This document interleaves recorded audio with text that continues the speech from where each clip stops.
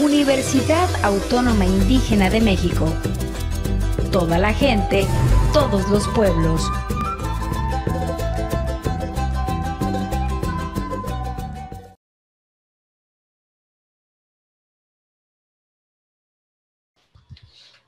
Buenas tardes, maestra. Buenas tardes. Una disculpa. Buenas tardes, maestra. No las encontraba, no sé por qué razón me marcaba como error. Me marcaba error que no estaba disponible la sesión. Así que me tuve que ir hasta el WhatsApp y desde ahí buscar el mensaje de Clarisa, donde me mandaba la invitación y bueno, imaginarán en todo ese mundo de mensajes que son el WhatsApp, pues ahí me perdí. Entonces, no sé por qué razón, ahorita voy a investigar. Miren, lo que les prometí la semana pasada, este es el libro de Prem Dayal, ¿verdad? Se llama Me Vale Madres, Mantras Mexicanos para la Liberación del Espíritu, ¿sí? A mí lo que me llama mucho la atención de este libro, que pareciera ser que es, digamos, casi broma, ¿verdad? Aunque no lo es que dentro del, en el interior, maneja muchos conceptos psicológicos, maneja estadios psicológicos, maneja mecanismos de defensa, puestos en un lenguaje coloquial, puestos en un lenguaje bastante accesible, ¿no? Prem Dayal parte de la idea de que el ser humano es un buen proyecto, ¿no? El ser humano es un buen proyecto, vaya, así como se remite a la eterna discusión entre la naturaleza del ser humano, lo que ya decía Rousseau, Thomas Hobbes, si el ser humano es bueno por naturaleza, ¿verdad? Y la sociedad lo corrompe, o es malo por naturaleza y la sociedad de alguna manera lo adapta, lo hace, digamos, persona, entre comillas, lo hace persona, una persona social con la que se permite, se puede, digamos, convivir de manera armoniosa. Entonces, igual, por ahí cuando lo vean y tengan tiempito, échenle un ojito, ¿verdad? Échenle un ojito, porque a mí me recuerda mucho al análisis transaccional. No sé si platicamos, acá lo voy a poner, no sé si lo platicamos en algún momento del análisis transaccional, que es, digamos, la corriente psicológica de las relaciones interpersonales. Tiene que ver con la materia que nos ocupa ahora, ¿eh? No crean que me estoy saliendo mucho de tema, pero sí son como notas al pie del programa, ¿no? El análisis transaccional se le cataloga como una teoría de las relaciones interpersonales, ¿no? Y ustedes saben que digamos, una intervención comunitaria, una IAP, lo que es investigación acción participativa, requiere de muy buenas relaciones interpersonales, requiere de comunicación, requiere de asertividad, requiere de conocer todos estos procesos que van implícitos y que se relacionan con la interacción, ¿sí? Entonces, el análisis transaccional lo propone Eric Berne. No sé si han oído hablar por ahí de él. Eric Berne, que evidentemente parte desde, digamos, la teoría psicológica maestra que es el psicoanálisis, ¿no? Todo es a partir del psicoanálisis. El psicoanálisis, acuérdense, es un parteaguas, porque es que Freud fue el que se atrevió a tratar de describir no solamente la estructura de la psique, de la mente, el cuerpo, el alma, ¿no? Bueno, cuerpo no, la mente y el alma, aunque hay un vínculo por ahí, sino también de intentar establecer vínculos en los cuales funcionaban esos estados de yo y cómo se interrelacionaban, ¿verdad? Entonces, todo surge antes del psicoanálisis, después del psicoanálisis, luego viene el neopsicoanálisis, psicodinámico, ¿no? Que es otra forma de llamarle al psicoanálisis. Y bueno, Eric Berne parte de lo que es la teoría del psicoanálisis. Y él dice, bueno, igual recupera lo que decía Freud sobre las estructuras del yo, y nada más que intenta, digamos, utilizar un lenguaje mucho más coloquial, como Prem Dayal, y dice que así como existe un yo, un super yo y un ello, ¿verdad? Igual estos tres estados del yo existen en todos los individuos y se interrelacionan de estado a estado. Nada más que Eric Berne lo llama, para simplificarlo, el yo padre, el yo adulto y el yo niño, ¿sí? Que es exactamente ello, yo, super ello, ¿no? Y dice que cada uno de estos tres estados tienen en su conjunto forman la integridad de un individuo, forman la totalidad de un individuo, ¿no? La personalidad.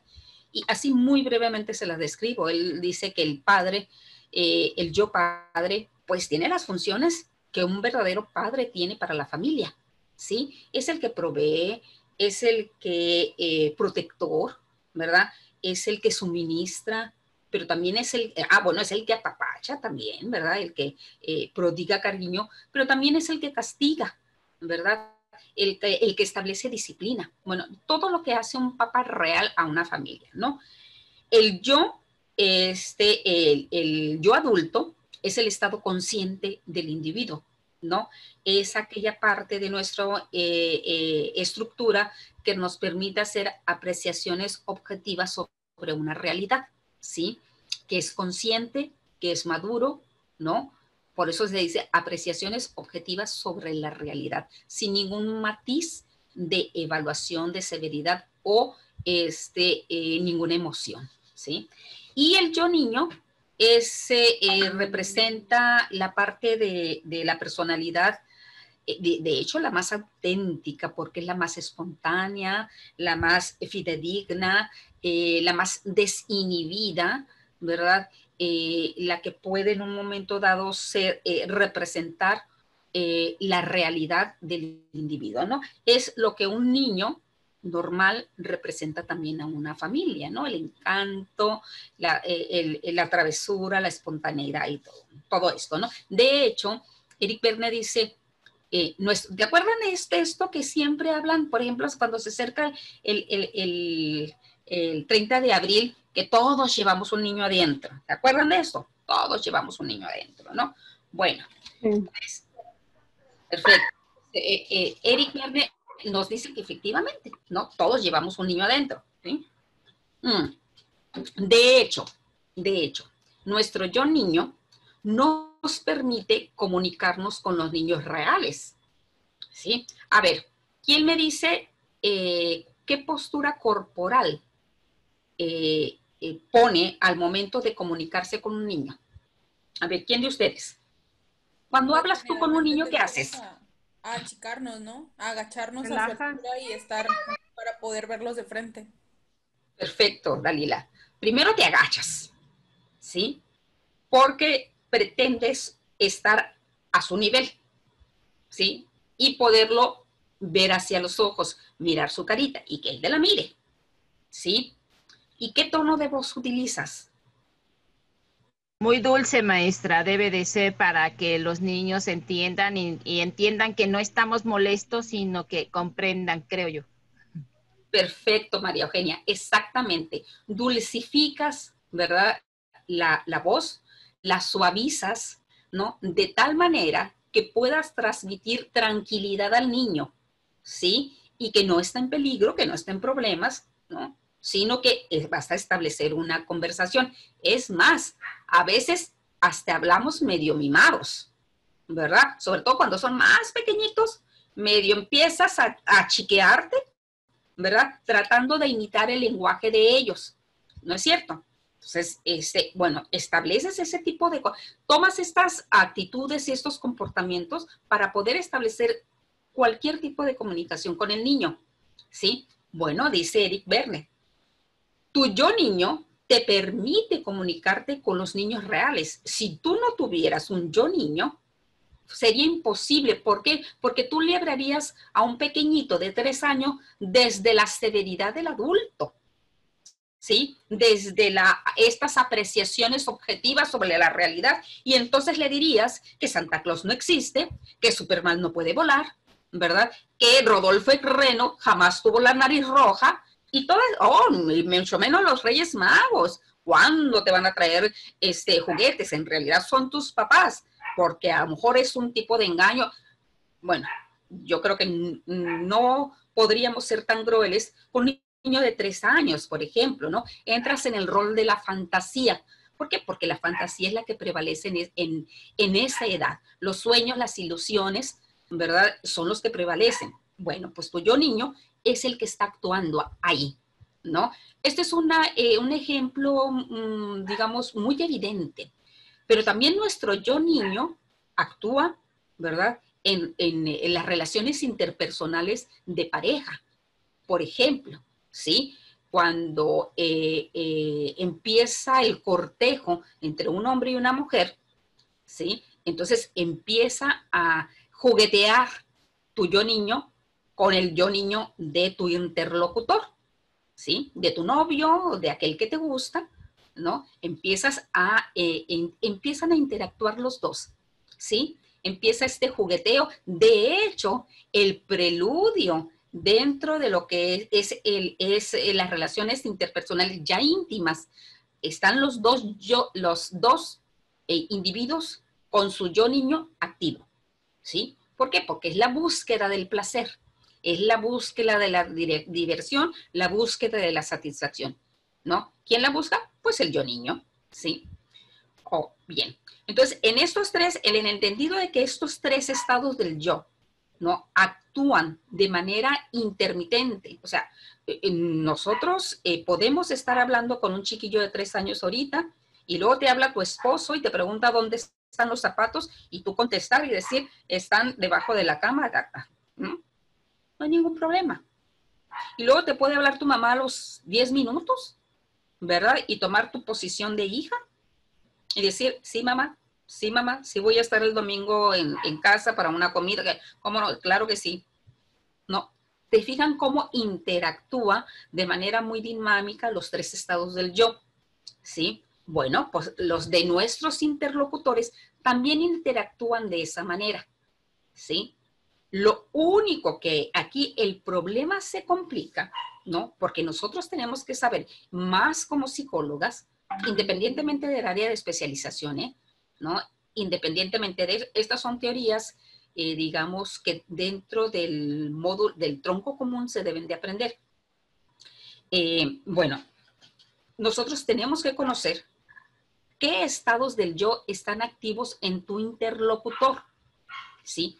Porque todo funciona de manera normal, de manera coherente, de manera armoniosa, y nos podemos estar comunicando, ¿no?, perfectamente cuando los estados del yo complementarios están activos. ¿Cuáles son los complementarios? Pues niño es complementario. Digo, por eso nos bajamos a la estatura y por eso, claro, ¿no? Podemos comunicarnos.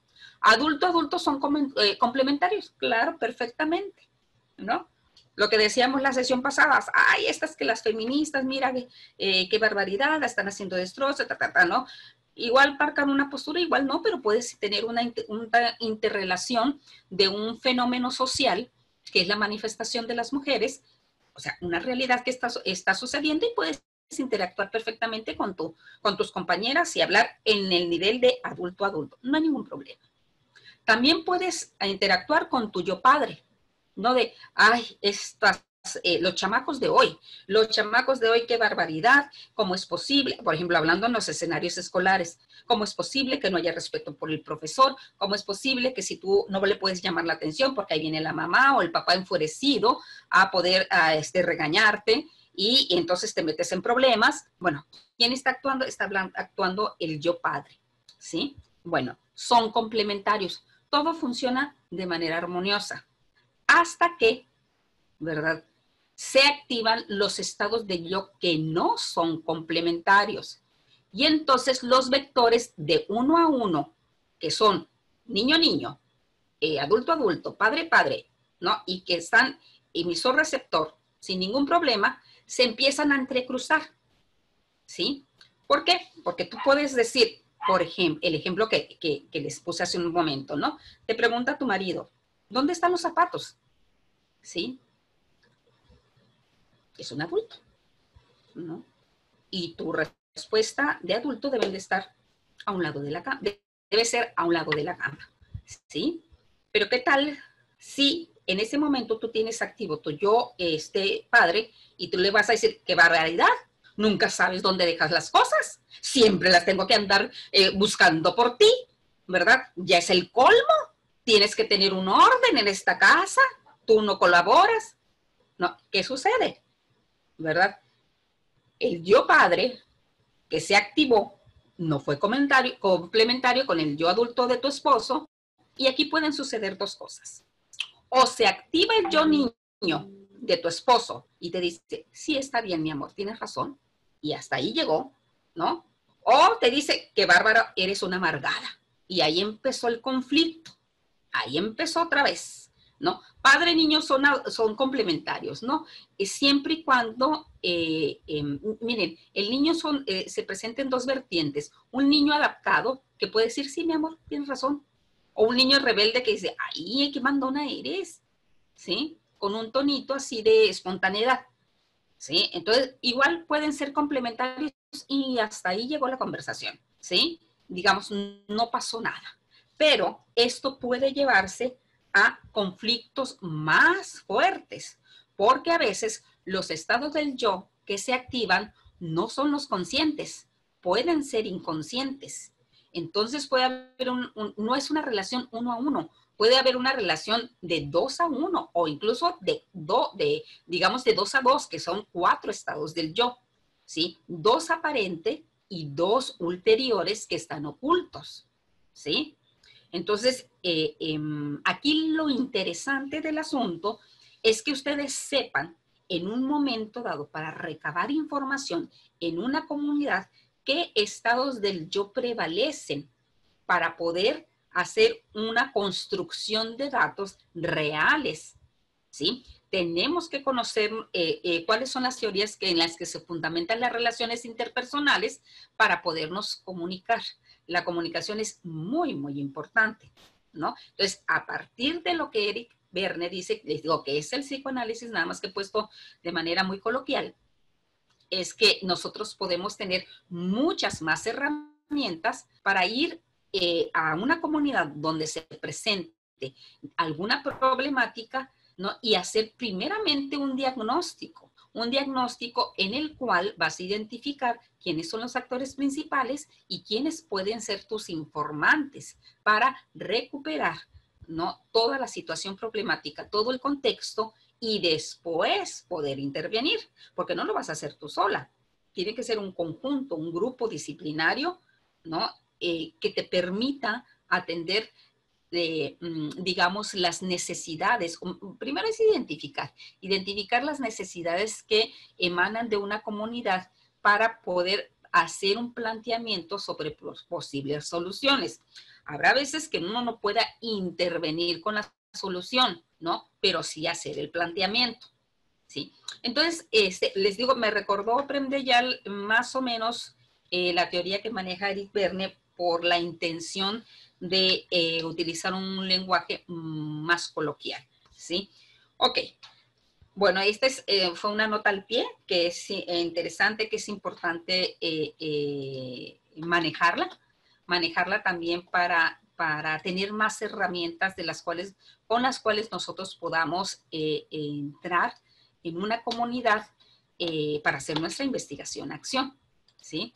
Bueno, entonces, estuvimos hablando de cómo surge la investigación-acción. Dijimos que, bueno, que había ciertas inquietudes en el área de la educación, ¿verdad? Que surge a partir de la inconformidad que tenían los ambientes educativos, básicamente los profesores, donde se pensaba que no había verdaderamente una, digamos, pues un impacto relevante del aprendizaje con respecto a los individuos, porque se hablaba mucho de teoría y poco de la acción y poco de la sobre todo de llevar a la práctica la enseñanza, llevar a la práctica y sobre todo también tener evidencias del rendimiento que el aprendizaje brindaba hacia los individuos. Entonces, a partir de esta inquietud surge la investigación-acción, básicamente en el ámbito educativo, pero que se fue trasladando y se fue conformando como una metodología de investigación y se fue trasladando hacia las comunidades, incluso hacia varios ambientes dentro de la vida cotidiana de los individuos en los que se puede utilizar perfectamente la investigación-acción, ¿no? En la que incluso es muy, muy deseable que se utilice este tipo de metodología, como, ¿verdad?, en el área de especialización de ustedes, que es la comunidad, ¿sí? Y bueno, vamos a mencionar algunas de las fases de la investigación-acción, ¿no? Para que nosotros tengamos una idea muy cercana hacia cómo vamos a hacer ese camino, ese recorrido, que insisto, lo vamos a hacer a nivel teórico en esta ocasión, porque pues, no podemos hacerlo a nivel práctico. Qué padre hubiera sido que ustedes pudieran ir a sus comunidades y que pudieran verdaderamente detectar una problemática donde se hiciera todo, aplicara todo el proceso metodológico. Pero bueno, lo vamos a hacer a nivel conceptual, a nivel protocolo de investigación. Entonces, ¿con qué se inicia? Pues se inicia con un diagnóstico, ¿no? Desde una preocupación temática, por ejemplo, o desde un problema ya detectado, ¿sí? Pueden ser las problemáticas que todas las comunidades viven, como inseguridad, como falta de oportunidades de empleo o economía muy endeble, como aspectos de la salud que también prevalecen, y ahí vendrían no solamente nutrición y alimentos básicos, sino también, algunos aspectos de trastornos de la alimentación, como sería algunas patologías como la bulimia, la anorexia, ¿no? Pero también vendría algunos aspectos de drogadicción, de alcoholismo, que son los dos problemas más añejos que digamos que aquejan a la mayoría de las comunidades, ¿no? O alguna problemática en particular. Miren, hace como un año, tal vez, o un poco más, empezamos a trabajar en una investigación de discriminación, xenofobia y racismo. Creo que en algún momento se los comenté, ¿no? Dentro de esta es de un instituto de investigación educativa de la UNAM, ¿sí? Esta discriminación, xenofobia y racismo estaba puesto obviamente en los indígenas de aquí del estado de Sinaloa. Y parte de lo rico de esta investigación es que había que trabajar con los niños de primaria, ¿no? Entonces nosotros optamos por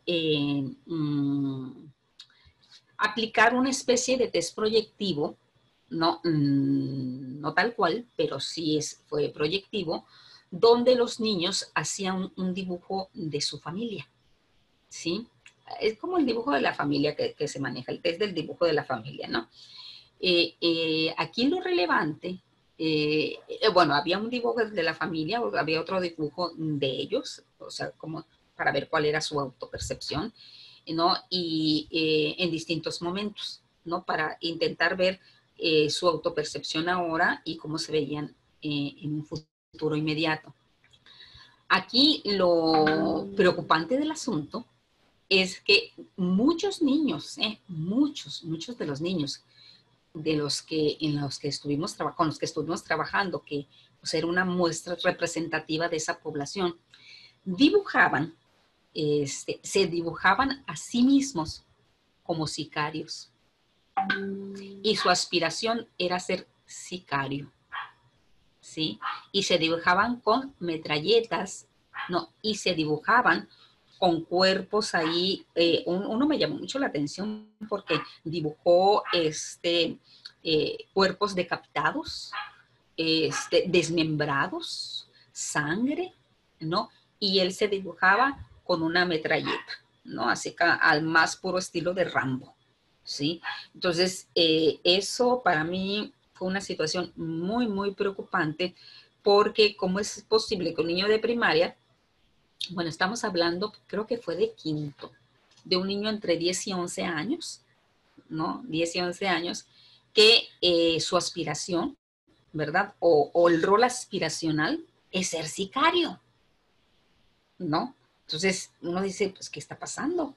Es la descomposición social, ¿sí? Es digamos, todo esta, se me fue la palabra, decadencia, eso es lo que quería hacer. Toda esta decadencia en los valores, porque los valores pareciera ser que ya pasaron de moda, porque no están instaurados en el niño, en el individuo, en un ser que apenas se está formando, ¿no? O qué sucedió, porque es deseable procurar un bienestar a partir del sufrimiento de los demás, ¿sí? ¿Cómo la ven con esto? A ver, ¿qué opinan de esto que les estoy platicando? Maestra, yo vi algo similar, pero eran niños de preescolar.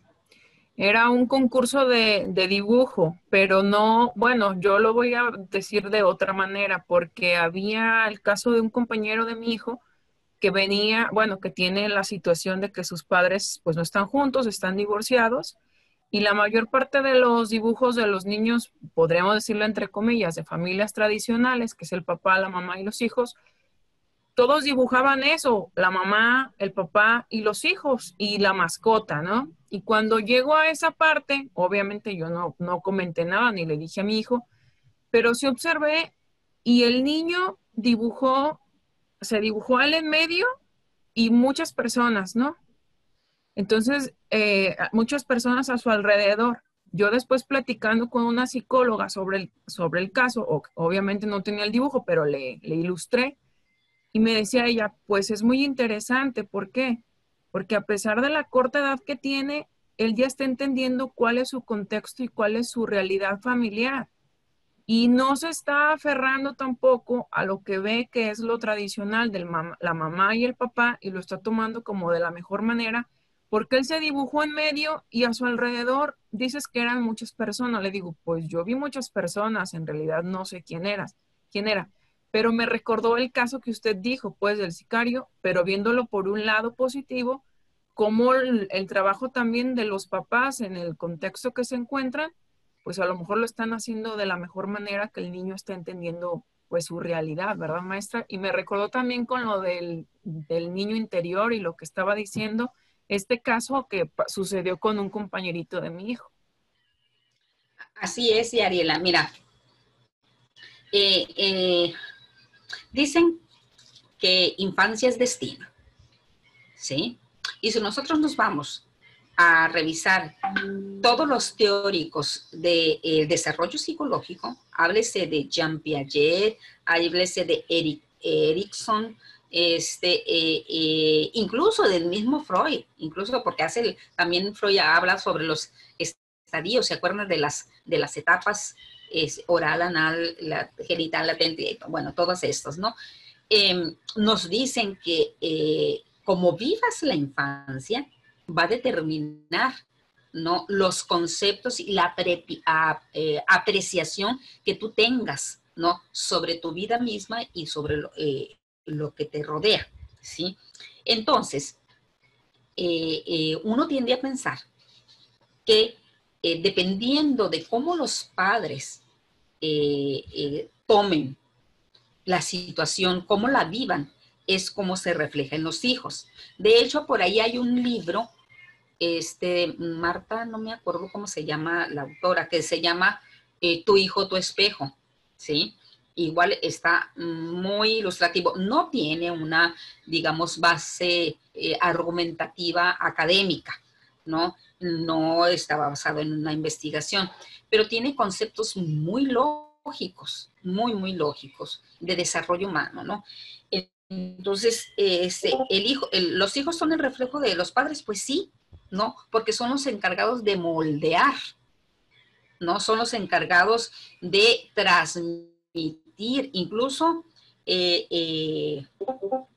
muchas veces los niños hacen lo que ven, no lo que nosotros decimos, ¿sí? No, uno le dice, pórtate bien, uno le dice, no digas mentiras, y resulta que pues llega la tía y le dicen, dile que no estoy. Entonces, ¿cómo le vas a exigir que él diga la verdad si esto lo estás obligando a mentir? ¿Verdad? Entonces, nos van mimetizando. Por eso es que de repente nos descubrimos a nosotros mismos con las posturas del papá o de la mamá, con las frases del papá o de la mamá, o pensando lo que el papá o la mamá dice o piensa, ¿sí? Porque los mimetizamos, ¿no? A partir de lo que vivimos, a partir de lo que abrevamos de ellos, ¿no? De los papás o de los adultos que están con nosotros, ¿no? O que están con ese niño, es que empezamos a hacer nuestro propio decálogo de virtudes y de valores, ¿sí? Entonces, por eso a mí yo me preocupaba cuando vi esto, digo yo, ay caray, entonces, ¿en qué ambiente están inmersos estos niños que su rol aspiracional es ese? ¿Verdad? A ver, por acá alguien más quería comentar algo. Sí, yo, maestra. Ya. En estudios más recientes, el doctor Angulo, no sé si lo ya escuchado aumentar el cheno, dice que los primeros 1000 días hacen la vida. Lo que nosotros como adultos hacemos con ese niño los primeros 1000 días son los que detonan el desarrollo de ese ser humano. Imagínate, ¿no? Imagínate con cuánta inconsciencia estamos educando a los niños, con cuánto desconocimiento, ¿no? Porque si tú dices, bueno, es que a mi hijo no le va a impactar tanto lo que digo como lo que hago, ¿no? El ejemplo es arrasador, pero uno cree que con las palabras vas a modificar ciertos comportamientos, ¿no? Que están instaurados desde el ejemplo, porque el aprendizaje vicario existe, ¿no? El aprendizaje vicario es el que prevalece durante más tiempo, ¿no? Y está fundamentado en el modelaje, ¿no? En el modelo. Ellos siguen modelos, ¿no? ¿Y cuáles son los modelos a seguir? Pues los papás, ¿sí? Entonces, hay mucha inconsciencia con respecto a esto, ¿no? Ahora, no podemos desconocer que el contexto actual, y sobre todo aquí en Sinaloa,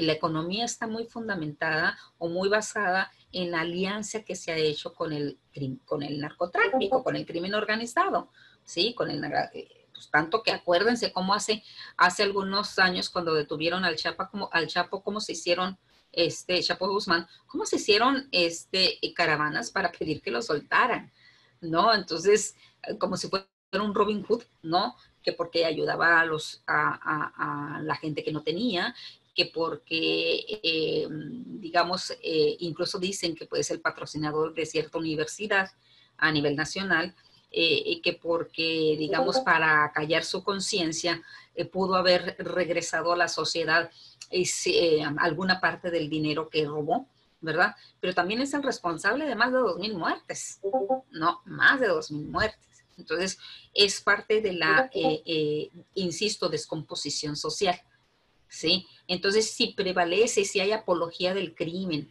si hay lo que antes estaba considerado como malo, como negativo, como vergonzante, que era ser narcotraficante, ahora es un rol aspiracional, pues entonces la estructura de valores ha cambiado, por supuesto, ¿sí? Entonces ya podemos esperar en un futuro inmediato que estos niños, primero, van a tener corta vida, ¿sí? ¿Por qué? Porque ustedes saben que los que andan en esos ambientes, pues luego son asesinados, ¿sí? Porque así como matan, mueren, ¿sí?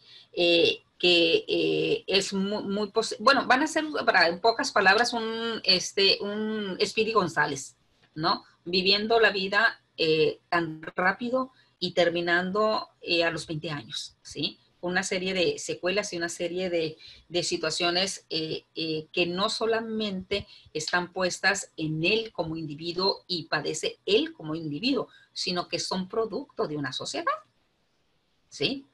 Entonces, ahí tenemos un problema muy fuerte.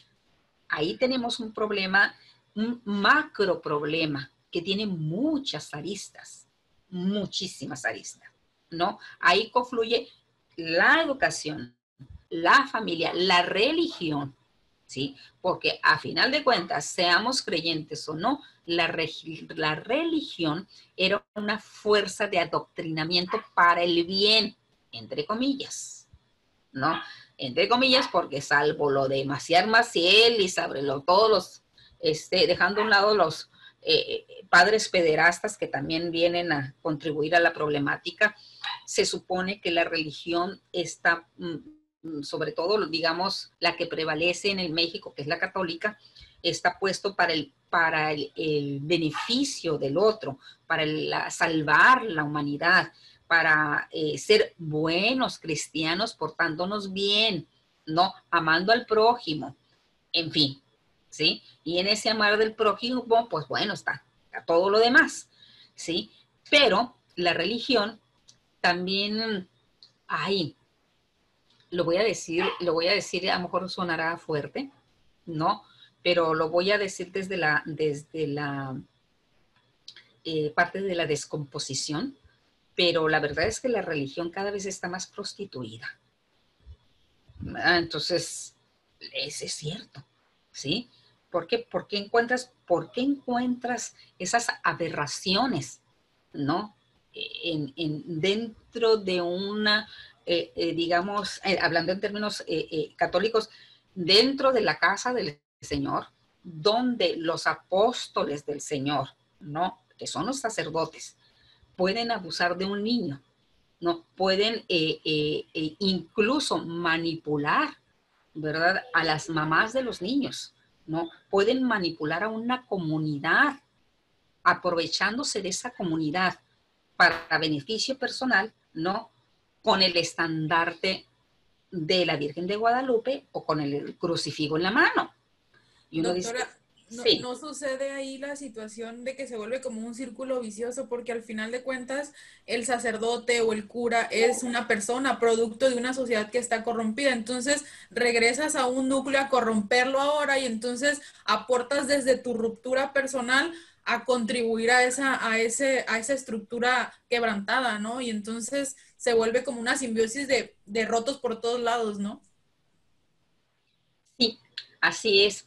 Por eso a mí me causa, digamos, extrañeza el voto de castidad que hacen los sacerdotes, ¿no? Debería ser otro tipo de voto, porque a final de cuentas son individuos, ¿no? Independientemente que forman parte de una sociedad corrompida y por lo tanto les llega cierta corrupción a ellos, les llega. Porque, bueno, un niño de 3 años, por ejemplo, es imposible que tenga clara su vocación de sacerdote, ¿no? Eso se va desarrollando con el tiempo, ¿sí? Pero un niño de 3 años ya puede ser víctima de la corrupción, ¿verdad? Y la podredumbre de una sociedad que está en decadencia, ¿eh? Ya casi el Sodoma y Gomorra que maneja la Biblia, ¿no? Pueblos totalmente corrompidos, ¿no? Pero además de eso, los sacerdotes son seres humanos con toda la dote de impulsos, de instintos, que además son impulsos de vida. Además, ¿verdad? Este instinto, por ejemplo, la violencia, por ejemplo, la agresividad, la competitividad, están puestos en el ser humano para sobrevivir. Que uno los utilice para dañar al otro, pues bueno, insisto, es parte de la descomposición. Pero también en este impulso de vida, también está la libido, ¿sí? También está el id, diría Sigmund Freud, el id, donde todo el contexto, fíjense, el id que generalmente se asocia con la libido, con la energía libidinal, pero en realidad, bueno, hay una gran cantidad en el id de esta energía libidinal, pero en realidad también está el impulso de vida ahí. Ahí en el id también está digamos, este impulso, pensamiento, este cálculo matemático que tienes de manera instintiva cuando tú vas a cruzar la calle, ¿no? Y volteas hacia un lado y volteas hacia el otro, y luego volteas hacia aquel lado y ves que viene un carro y estimas la velocidad, ¿no? Y estimas la distancia y decides si vas a cruzar o no vas a cruzar, ¿sí? Entonces, esto es instintivo. Digamos, hay todo un proceso ahí, un cálculo matemático que te hacen ponerte a salvo. Bueno, ese es un impulso de vida, por supuesto, que está dentro de el id, donde está aparejadito con el impulso libidinal. Ahora, los sacerdotes son individuos con esa carga energética también. Entonces, ¿por qué ir en contra de la naturaleza de ellos mismos? ¿Sí? En un momento eso sale porque tiene que salir, está fisiológicamente determinado, ¿sí? A menos que se tomen algunos medicamentos para que inhiban ese proceso, ¿sí?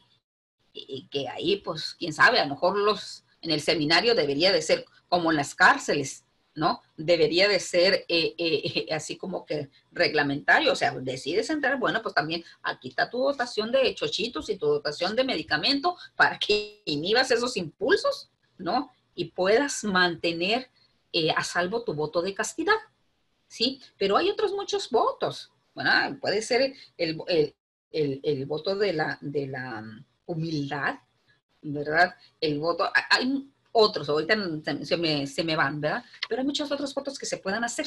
Aquí ¿no? hay un Entonces, voto, maestra, que... Ande. disculpe. Aquí yo no soy de aquí donde estoy viviendo ahorita, pero hay un voto que se llama jurar. Los borrachos, perdón, las personas alcohólicas hacen promesas con el sacerdote para no tomar. Entonces las hacen por determinado tiempo, pero por ejemplo, si un domingo esa persona quiere violar ese derecho, le da dinero al sacerdote para poder tomar.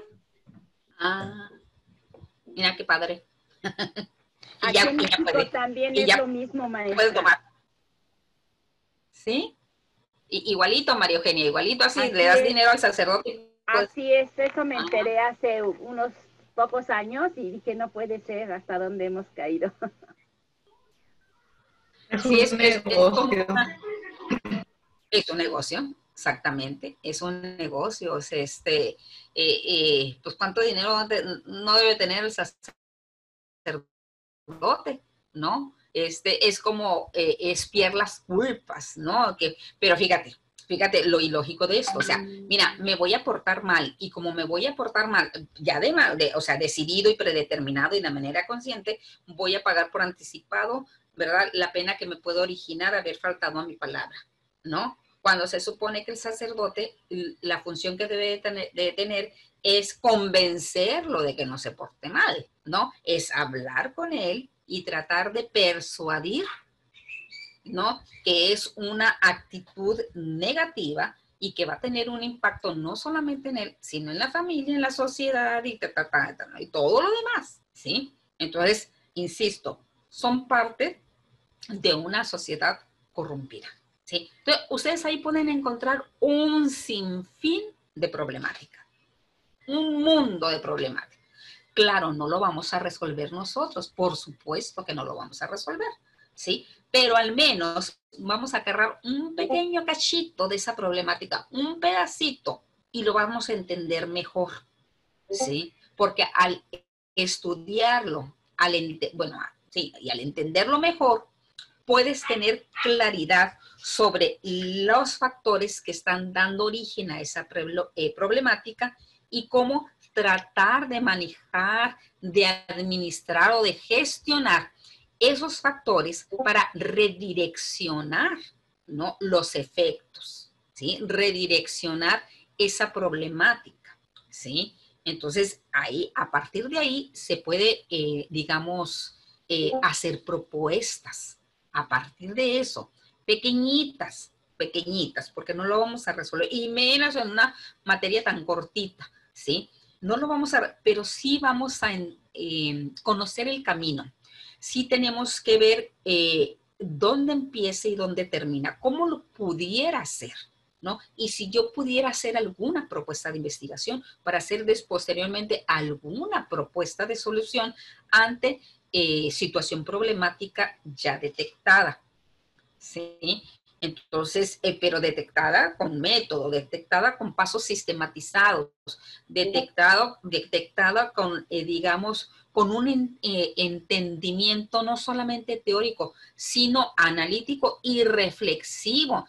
Por eso les decía yo la clase pasada, no todos les gusta esto de la investigación porque compromete mucho el pensamiento, ¿no? Y a veces tenemos flojera a pensar, ¿no? Y menos pensar de forma analítica y pensar de forma reflexiva, porque además eso te compromete. ¿Han leído ustedes el libro de El miedo a la libertad de Erich Fromm? ¿No lo han leído? No, nadie. Bueno, acuérdense, Erich Fromm es un psicólogo, ¿no? Psicólogo humanista, ¿no? A mí me gusta mucho leer a Erich Fromm, ¿no? Erich Fromm, pero me gusta leerlo a él, no a los que escriben sobre él, sino a él, ¿no?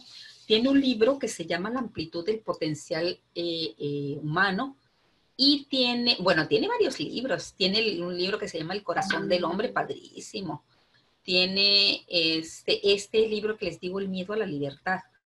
Y él dice, así muy brevemente, bueno, en 2 o 3 palabras se los resumo.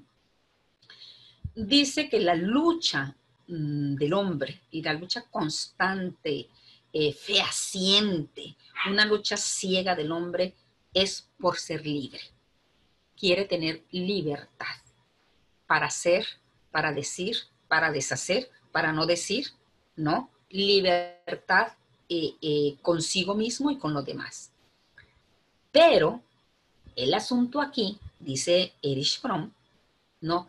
Es que la responsabilidad que viene con el ejercicio de la libertad es un precio que no estamos dispuestos a pagar, ¿sí? Entonces, no lo pagamos y desplazamos la responsabilidad al otro.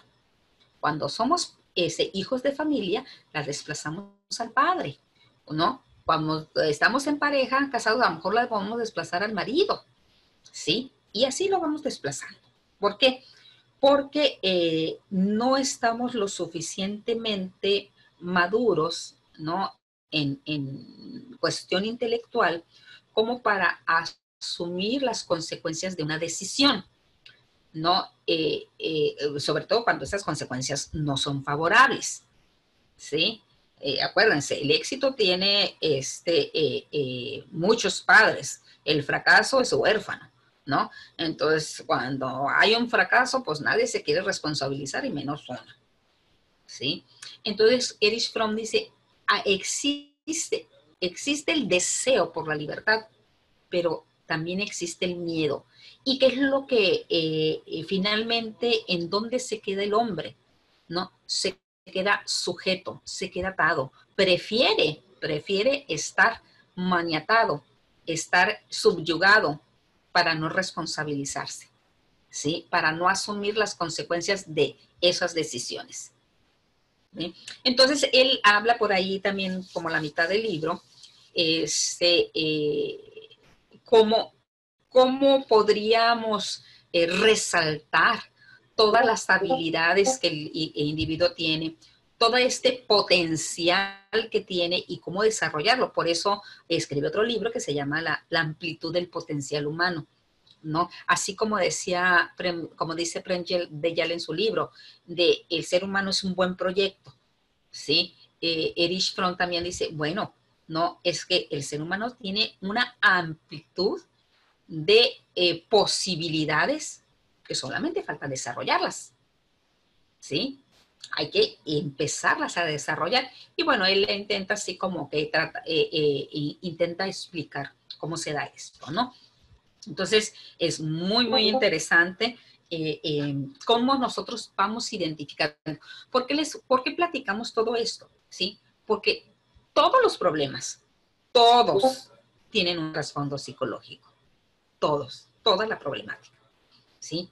Por eso ustedes son, digamos, los profesionales ideales para una intervención en una comunidad o que tenga cierta problemática.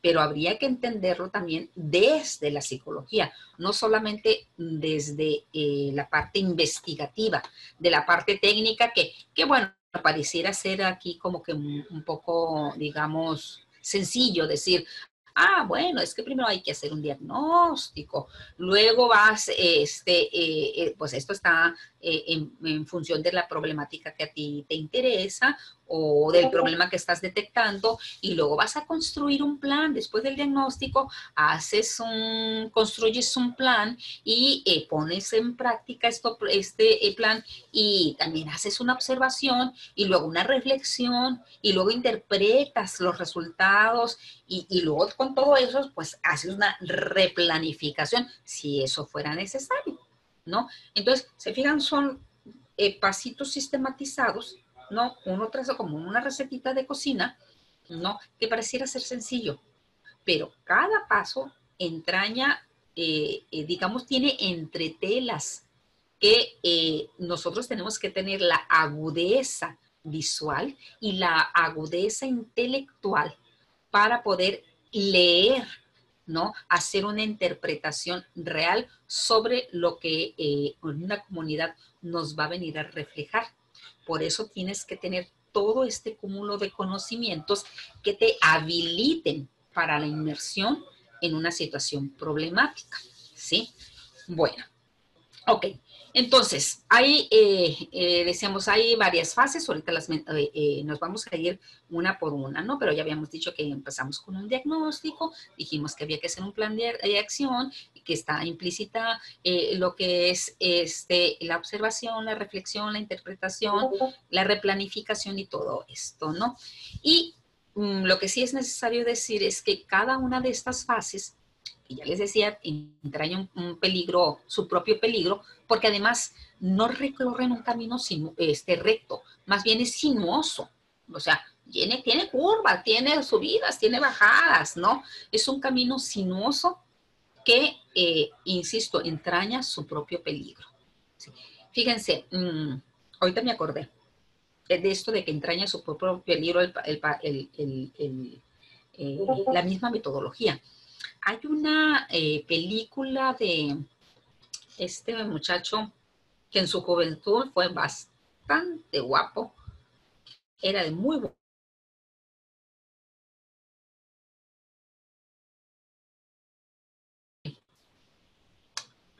Fraser se apellida, ¿cómo se llama? Fraser. Fraser es el apellido. Bueno, él hace una película que se llama Con Honores, ¿no? Brendan Fraser. Lo ubican al actor, Brendan Fraser. No lo ubican. Hizo películas hizo una serie de películas así como triada en Egipto, que era un investigador, era un sociólogo él, la pasan por la televisión. Luego hizo Tarzán, luego hizo Ah, sí, ya lo vi aquí en el internet, maestra, ya lo ubiqué. Sí, ya lo ubicaste, ¿eh? Sí. De la momia. Oye, cuando jovencito, guapísimo, ahora de fiego engordó ¿no? Pero guapísimo. Está gordito, sí. Está bonito, estaba muy bonito. Alto, bien. Bueno. Él hace una película, si la encuentran, es más, se las dejo de tarea. Búsquenla en YouTube, seguramente va a estar, o en las redes, que se llama Con Honores, o también se le conoce como Harvard. Sí, Con Honores o Harvard. Él se las platico muy brevemente para que vean, porque no, claro que no les voy a decir, nada más le voy a decir el argumento para que les traiga chistes, porque cada que se las voy a platicar, luego las estoy mandando a verla. No, bueno, les platico el argumento. Se desarrolla en Harvard, ¿verdad? En la fase final, él está haciendo su tesis, ¿no? Y está haciendo su investigación.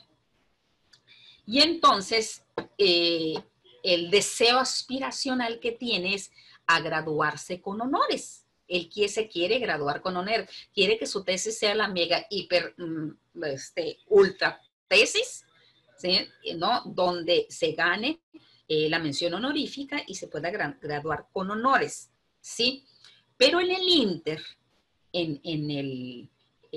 miren, nomás les voy a platicar el comienzo. Él está en una computadora de esas viejísimas, escribiendo en su habitación de la universidad. Ya se usa mucho los housing, ¿no? Donde la universidad te aloja. Está escribiendo y sobreviene un cortocircuito, se le funde, ¿no? La computadora se les compone, ¿no? Y está nevando, es de noche. Los amigos lo quieren incitar a que vaya con ellos a un bar. Él dice que no, porque tiene determinado tiempo para la entrega, ¿no? Entonces, en eso está cuando la computadora felpó, murió. Y él tiene solo una copia escrita de ese trabajo. Entonces, quiere ir en ese mismo momento a sacarle un duplicado, ¿no? A la biblioteca de la universidad. Los amigos también empiezan que no, que debe estar, bueno, insiste, ¿sí? Entonces va junto con una muchacha que le va rogando que vaya con ella al bar. Entonces va caminando, como estaba nevado, ¿verdad? Se tropieza con un tronco que no ve porque estaba cubierto por la nieve y su único ejemplar se le cae por la caldera, ¿verdad? Y cae al sótano de la universidad. Y ahí empezó todo, ¿no? Y de ahí, véanla porque puedes identificar todo el proceso de la investigación y todo lo que puede pasar. Todo lo que puede pasar. Está muy, muy interesante, no solamente desde el punto de vista de lo disfrutable que estaba en entonces el Fresen, sino desde el objetivo del ojo clínico, desde la investigación, desde la academia, ¿no? Cómo este camino, es más, ahí se refleja este camino sinuoso de los que les hablo, ¿no? ¿Qué puede pasar? O sea, no es suficiente el análisis, la reflexión y la observación. Hay muchos otros peligros que tienes que prever, ¿sí? Muchos otros asuntos con los que que se te pueden atravesar. Es más, la vida misma se te atraviesa en este proceso de investigación. Se te atraviesa la vida, ¿sí?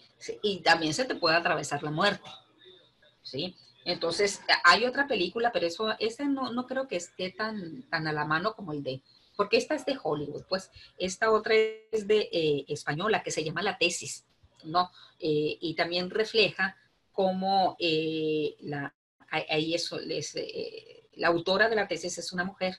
Entonces, cómo a partir de que ella está investigando, descubre un asesinato, ¿no? Entonces, cómo su investigación se convirtió en una investigación policíaca, no tenía nada que ver con su tema, y cómo se desvió por completo, ¿no? Pero bueno, esa es un poquito más compleja, yo creo, que encontrarla. Esa, la de Con Honores de Brendan Fraser, esa la van a encontrar, véanla, ¿no? Y bueno,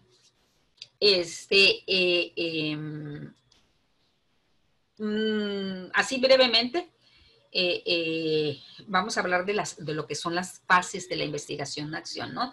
De la IAP, ¿no? Entonces, ya decíamos que tiene que empezar con una especie de diagnóstico, pero para poder llegar al diagnóstico, antes de eso tienes que hacer una preinvestigación, o sea, lo que es la observación, lo que es la reflexión inicial, donde tú dices, aquí hay un problema. Bueno, hay otro libro, me acuerdo porque cito las frases. Hay otro libro que se llama, ¿cómo se llama? Nivel de incompetencia. El nivel de incompetencia se llama. No, ahorita no me acuerdo del autor. se llama El nivel de incompetencia. Es un librito así pequeñito de bolsillo. Cuando yo lo compré, también igual que ¿verdad? Donde el Buda trae el sombrero de charro, ese libro me llamó la atención. Ahora sí que por la portada, aunque dice que uno no debe juzgar el libro por la portada, me llamó mucho la atención porque tiene un dedo así como que pidiendo la palabra, ¿no? Como que yo maestra, yo, ¿no? Pero el dedo termina en una flechita y la flechita está apuntando hacia abajo, ¿verdad? Entonces es más bien de corte administrativo, de administración de recursos humanos, ¿no? Más bien va por ahí. Pero el Peter Lawrence, sí, Peter Lawrence se llama el autor de El nivel de incompetencia.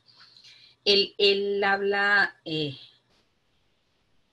sobre el principio de Peter, ¿no?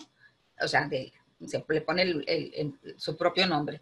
Él dice que cuando las cosas no están sucediendo, es porque alguien llegó a un nivel de incompetencia. Cuando algo sale mal, es porque se llegó a un nivel de incompetencia.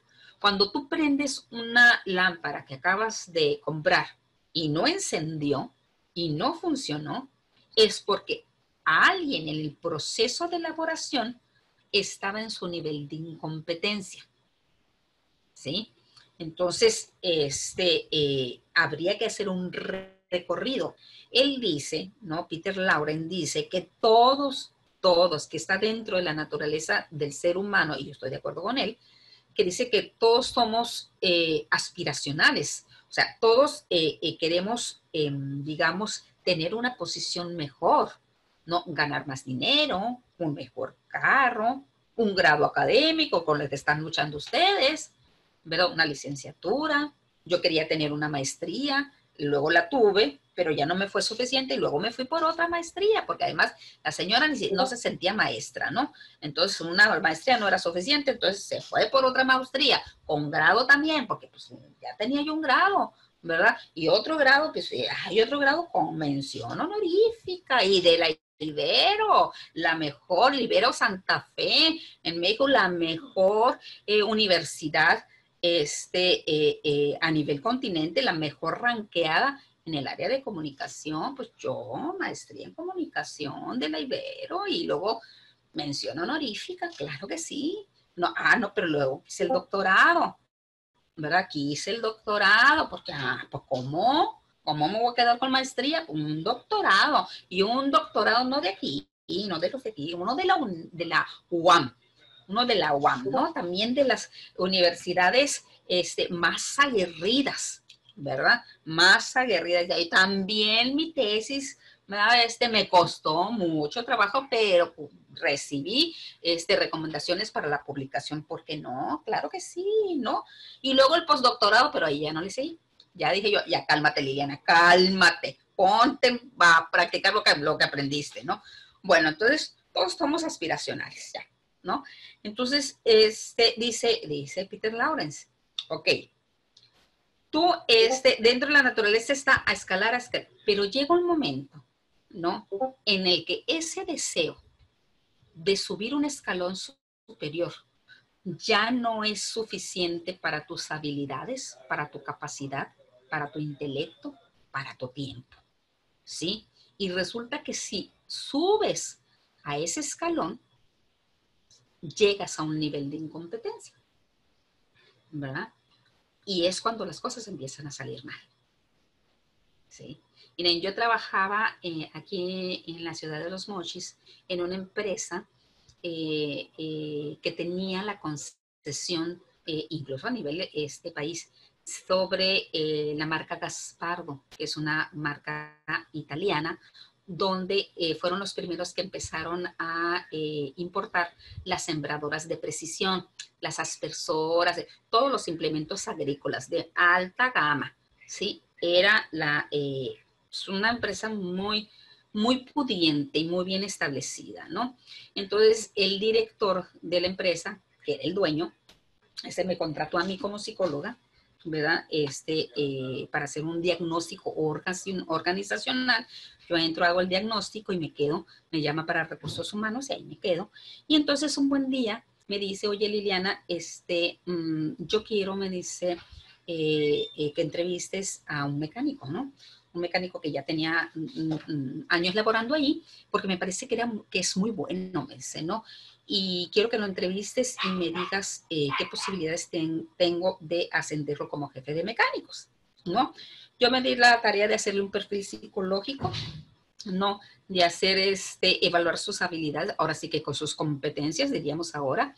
Y el muchacho era muy bueno, muy bueno. O sea, como mecánico, muy buen mecánico, ¿no? De esos que tenían el clásico ingenio mexicano para arreglar las sembradoras y las aspersoras, que además eran refacciones italianas y que tardaban en llegar, y que un agricultor quería que ya su sembradora estuviera en ese momento lista para usarla, y entonces este muchacho se las ingeniaba y hacía las refacciones, las torneaba y sacaba su chamba, ¿no? Pero entonces me dijo, es que yo lo quiero ascender. Entonces yo le decía, bueno, es que el perfil psicológico no le da para ser jefe de mecánicos, le da para ser buen mecánico, pero un buen mecánico no generalmente te garantiza que sea un buen jefe de mecánicos, porque no solamente se va a responsabilizar de su tarea, se va a responsabilizar de la tarea de los demás. Hay que liderar un grupo, hay que no solamente ser líder, saber tener relaciones interpersonales adecuadas, saberse comunicar, en fin, todo lo que implica ser un líder, ¿no? Entonces este muchacho, le digo, no tiene las características de líder para que se ocupan para ser un jefe de mecánico. Pues se aferró, ¿no? No, mejor, es que yo le quiero aumentar de sueldo, pues auménteselo, es dinero, auméntelo, denle un bono. Pero es que no tiene que rebasar la tabla que se tiene, pues, ¿no? Que tiene, porque luego los demás mecánicos van a querer, pues usted déle un bono por productividad. O se aferró el señor y lo ascendió a jefe de mecánicos, ¿no? Y a los 3 meses el muchacho tronó, ¿sí? No se hizo bolas, el grupo de mecánicos se le salió, digamos, no lo respetaban, no se les daba las órdenes de trabajo, no las hacían, se burlaban de él, se salían antes de tiempo, como a veces el trabajo era fuera de las instalaciones porque había que ir a los campos agrícolas, no iban o se tardaban todas las horas. Un santo desastre, ¿no? ¿Qué pasó? ¿No? Es cuando me vuelven a hablar y me dicen, oye, tenemos un problema con este mecánico. Ah, sí, yo le había dicho, ¿verdad? Yo le había dicho que por ahí no se iba a tronar, ¿no? ¿Qué va a pasar? No, pues es que no sé cómo hacerle. Bueno, ¿no? Si usted lo regresa a hacer de nuevo un mecánico, que ya no sea jefe de mecánicos, vuelva a su antiguo puesto, es un retroceso para él, ¿no? Difícilmente lo va a aceptar, porque además está tratando de cuidar la imagen. Es un fracaso y todo el mundo le huye al fracaso o no quiere reconocer el fracaso, ¿sí? Lo que puede hacer es cambiarlo de área, pues mándelo al inventario, al almacén. No, pues que, bueno, total, no le saco largo el cuento, ¿sí? La empresa perdió a este muy buen mecánico porque renunció, ¿sí? Entonces, ¿qué pasa? Si nosotros aplicáramos ahí el principio de Peter, ¿sí? Ser jefe de mecánicos lo llevó a su nivel de incompetencia, porque sus habilidades no alcanzaban para eso. No alcanzaban, ¿sí? Para poder seguir siendo exitoso, debe de uno de quedarse en el escalón inmediato inferior, donde es bueno, ¿sí? Y esto aplica para todo, para todo. Digo, Peter Lawrence lo ubica en el área organizacional, en el área productiva, pero en el área personal también, ¿sí? En el área social con mayor razón. Tienes que identificar quiénes están en su nivel de incompetencia, ¿no? Quienes ya no funcionan como parte productiva de una sociedad, ¿sí? Ya llegaron a su nivel de incompetencia y ver cuál es la trayectoria, para reubicarlos en el escalón inmediato inferior, donde ¿verdad? Van a ser exitosos donde su capacidad, su inteligencia, todas sus competencias funcionan de manera armoniosa para ser un excelente trabajador, un excelente hijo, un excelente padre de familia, un excelente esposo, un excelente ciudadano, ¿sí? Entonces, ojo con estas, digamos, más bien con estos deseos, con estas aspiraciones, porque puede que lleguemos a un nivel de incompetencia, ¿no? Yo dije, no, el postdoctorado no lo voy a hacer porque no tengo tiempo. A lo mejor algo me estaba intuyendo decir, bueno, yo no estoy dispuesta a pagar el precio por un postdoctorado porque a lo mejor llego a mi nivel de incompetencia. Entonces mejor me quedo en el doctorado y con mis menciones honoríficas y con mis tesis y muy bien, hasta ahí, ¿no? Puede que el escalón inmediato superior ya no me daba. Puede ser, no lo quise someter a comprobación, ¿verdad? Hasta ahí me quedé, ¿sí? Pero esto aplica en todas partes. Entonces, ¿qué tenemos que hacer nosotros también al identificar una problemática? Esta reflexión inicial, ¿no? Ver el grupo en el que vamos a intervenir, el grupo, la comunidad, si está en un nivel de incompetencia, ¿no? O quiénes son los que están involucrados, ¿verdad?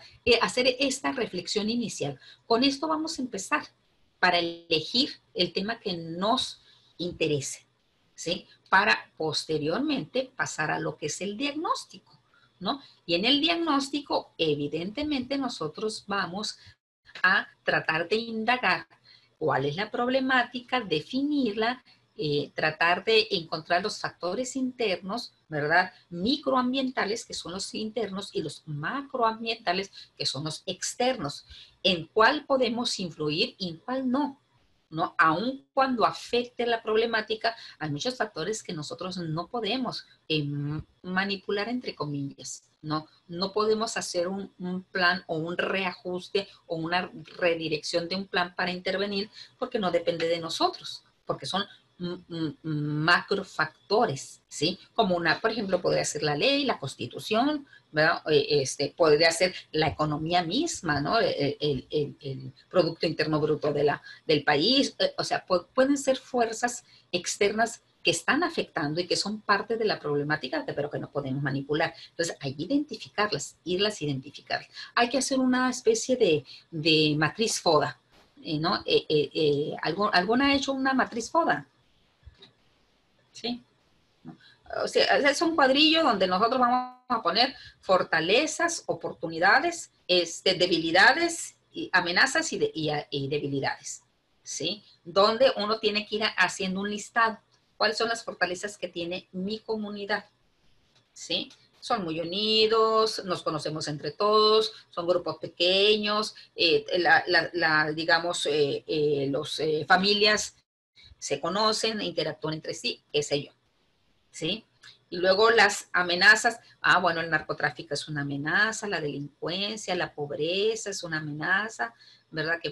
Y así te vas llenando a cada uno de los cuadrantes, ¿sí? Entonces, eso te va a ayudar a hacer un diagnóstico, ¿sí? Para con ese diagnóstico pasar a la siguiente fase, que es la de planeación, ¿sí? Entonces, en este proceso de planeación, uno tiene que diseñar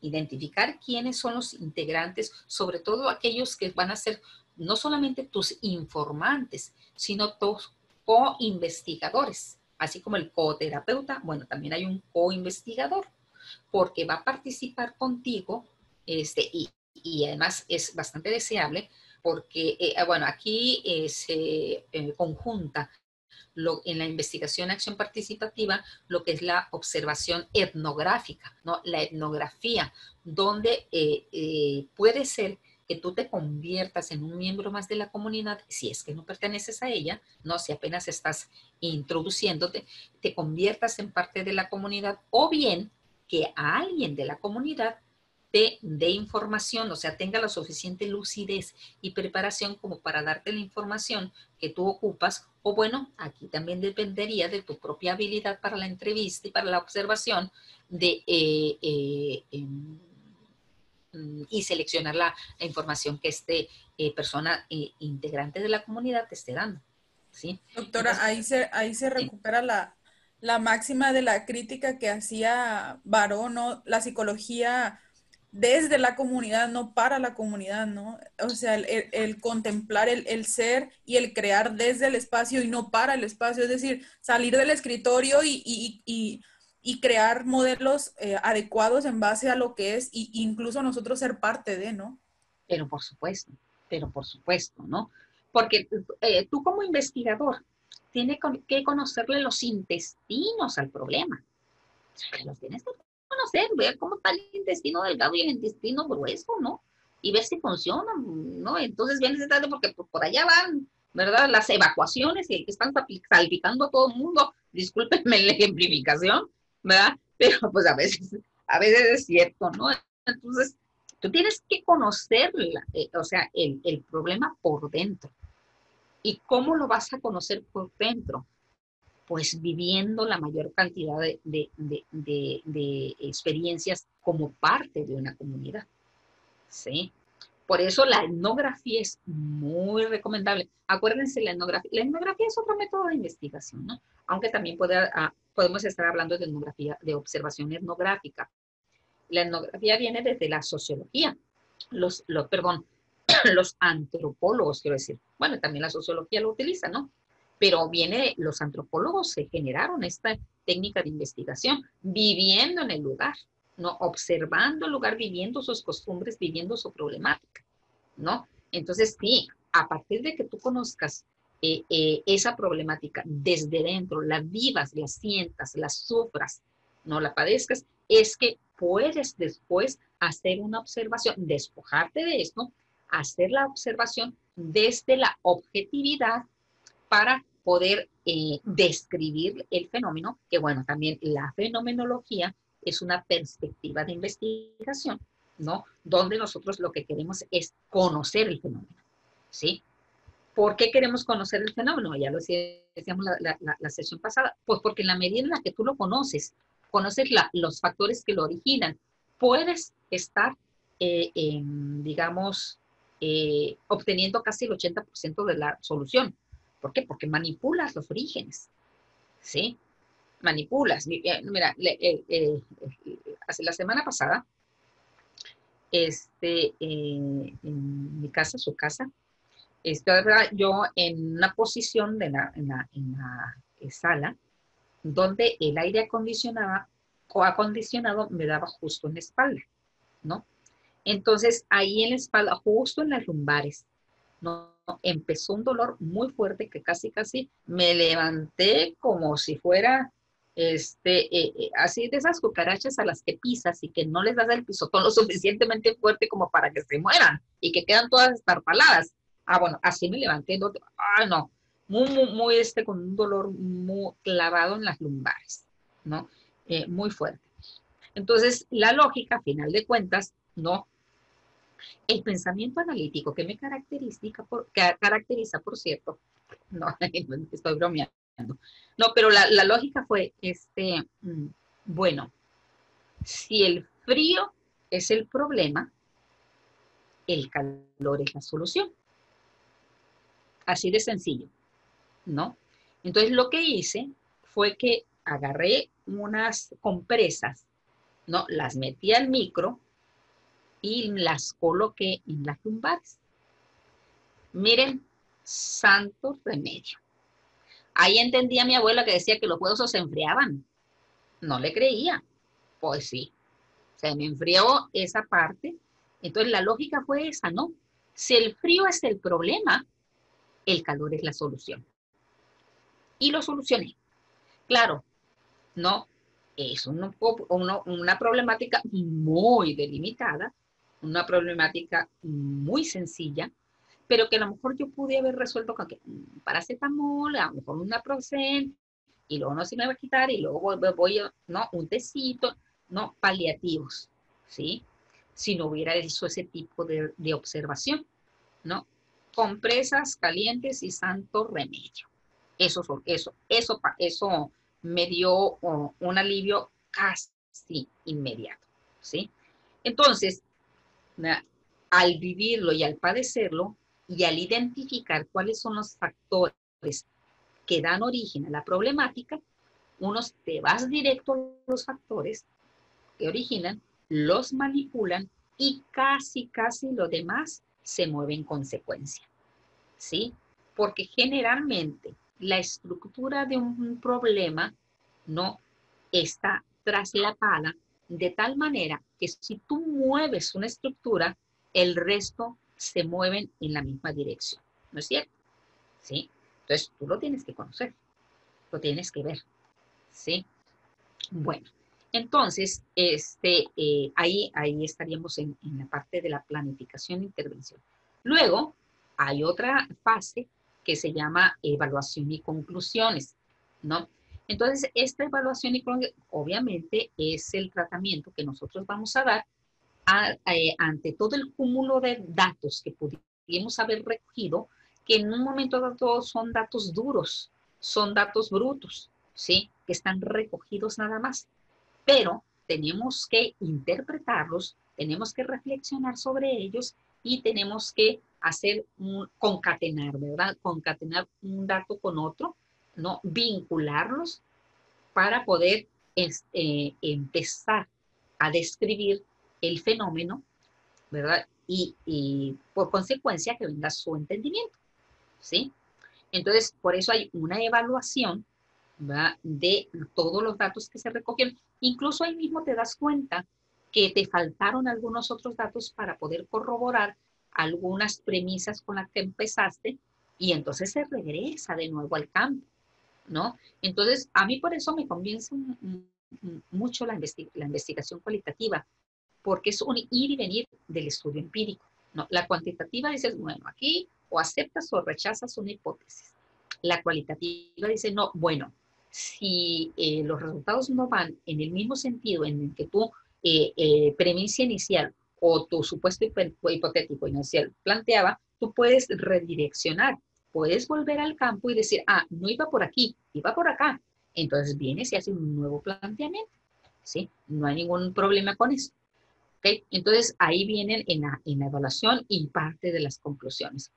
Bueno, después de esta fase puede haber una post-investigación, donde uno hace, digamos, puedes hacer un plan de intervención o un plan de acción, mejor dicho, un plan de acción integral, ¿sí? Un plan de acción integral, claro, propuestas en el cual tendrían que colaborar otros expertos o otras disciplinas para poder hacer este plan integral, porque tendrías que incluir a médicos, tendrías que incluir a trabajadoras sociales, tendrías que incluir, no sé, ingenieros agrónomos, qué sé yo, ¿no? Dependiendo de los resultados que vayas obteniendo, ¿sí? Y bueno, yo creo que hasta aquí nos quedamos con esto de las fases de la investigación. Les digo, cada una tiene su propio tiempo, depende de la problemática y de la complejidad de la misma, pero cada una tiene su propio tiempo, ustedes lo van a decidir.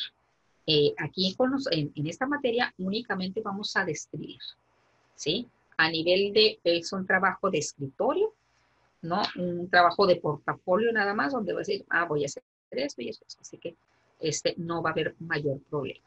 Bueno, hasta aquí, dudas, preguntas, comentarios. Cuestión del problema del diagnóstico, maestra, ya hicimos una actividad, ¿verdad? ¿Usted nos diría si continuaríamos por ese camino para poder tener la certeza? Oigan, qué bueno que tocas ese punto, Yalila. No, ya subieron las actividades a plataforma, porque no se me reflejan a mí. A ver, ya, maestra. Yo sí, maestra. Miren, aquí estoy.